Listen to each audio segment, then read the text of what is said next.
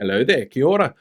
Pour one out for the TVNZ news website. It's on the chopping block because TVNZ needs to find $30 million. It's an amount so big you can actually count the number of times it's been a prize in lotto on one hand.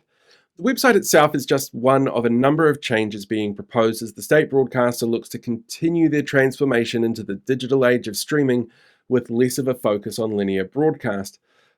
But there's a real risk involved as well, that we end up with a partially state-funded Netflix knockoff. And I don't just mean in a way that, essentially sets up another paid subscription service for content that produces 6 episodes of a show every 2 years for us to binge in a night and still somehow manages to lose millions of dollars. What we've seen in the US and the UK is a model that's based on paid subscription services, that they throw out advertising and weekly release schedule and branding opportunities that bring in actual funding, because that's how changing audiences interact with media now. So it's become an expectation that makes it almost impossible to ensure any kind of profitability.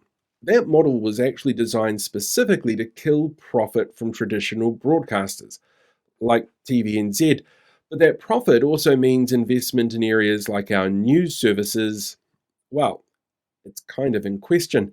In the past 12 months, we've already seen the loss of NewsHub and industry shrinkage as audience models change, because while the way audiences connect with content might be evolving, there's a universal truth in there that more people would rather get something for free than pay for it. It's why we might roll our eyes at advertising on TikTok or YouTube, but the vast majority would rather deal with those ads than pay for a premium service, which is what the traditional broadcast model for TV was. And there are ways TVNZ could bring back profits as they evolve, especially if they're cognizant of the traps of replicating the Netflix model that Disney, Amazon, Paramount Plus, the BBC, and others have fallen into. But they all cost money, which TVNZ doesn't have. Original fiction and non-fiction content that has weekly releases, paid and unpaid user options for constant access that also appeals to advertisers, genre types that aren't the focus of other providers like, reality and game shows, late night infotainment talk shows, and live sports. All of these have growing audiences online after all, and finding niche markets and growing those, and focusing on genres like science fiction or rainbow programming or nostalgia-fueled content. They're all options that could work, but a lack of funds also means less willingness to try new things. The risk is just too high.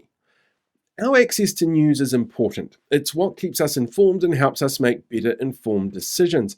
But the model we have here for TVNZ relies on funding from outside of the government to supplement the specific government funding to provide a news service. They're symbiotic, and if one doesn't perform, the other simply isn't viable to maintain.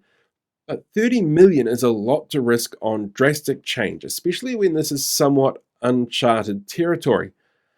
But if we end up with a Netflix clone, our main source of local content from TVNZ, it's going to fail, and it doesn't have that Netflix level of money to save it. Oh, hey there, podcast listener. Look, you've reached the end of this episode, and I know my episodes are short, so I'm sorry it feels so abrupt. But hey, you've got plenty of options from here on in. You could go and listen to more content if you want to, and feel free to rate it on whatever platform it is that you're listening to. You could go and check out some of my other pages as well, because there's slightly different content on different pages, like my TikTok page or my YouTube page. But you could also sign up for something like my newsletter, which comes out weekly and takes a look at sometimes in-depth issues that I haven't been able to cover in the shorter videos, or great big investigation pieces. They're all a little bit different, so check all the links out in my bio. It's super easy to find, and hopefully I get to see you on one of the other platforms as well as catching you here having a listen.